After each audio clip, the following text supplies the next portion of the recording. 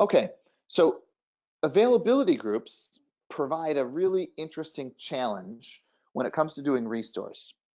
Now, I'm going to talk a little bit more about restores towards the end of this, but just keep in mind that a restore in the structure that I'm talking about here, this is where your production database is gone or is corrupted, and you truly need to roll it back to a previous point in time. This is the 1% or the 2% scenario, not the 90, 98 or 99%.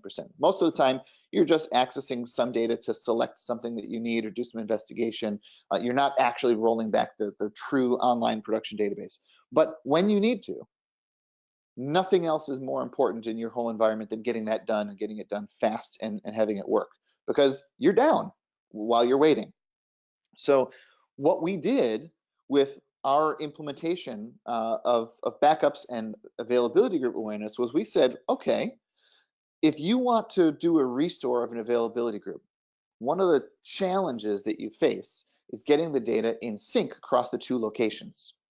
So what we did was we added a feature, and I'm going to go into it in greater detail next week, but we added a feature called Clone that allows you to not just do the restore on the side where you run the backup, but to do a restore where we're actually copying the data back to your production disks and rolling the database to a specific point in time in all the locations, so that a restore is simply pick your point in time. Well, first remove the database that's being restored, right? It's corrupt, it's offline anyway, get rid of it. Then do at the same time restores or clones in both locations to the same point in time using the UI. And by doing the same point in time in the UI, you're also rolling the databases to the same log sequence number.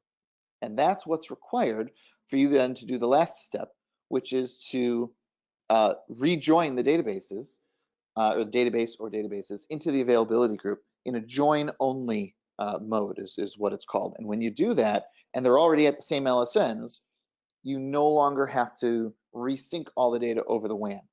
What I have seen a lot of customers struggling with is when they're starting to use availability groups and then they have to do a restore, how long do they have to wait to copy the data over the WAN to do that restore? Here, we're giving customers the ability to avoid that completely by doing local restores in each data center from the local copy, one that was the site where it was backed up, the secondary, and one is the site where it was replicated to, the primary. Now, of course, those could be reversed. We're just as happy backing up from the primary and replicating to the secondary, but the concept is still the same. Roll the databases, restore the databases back to your production disks to the same point in time, join them into the availability group, and avoid the need to re-replicate all that data over the WAN. Thank you for joining us for another YouTube Tech Tip video. If you like the content you're seeing on this channel, please remember to like the video, subscribe to the channel, and turn on notifications so you will be alerted to any future content.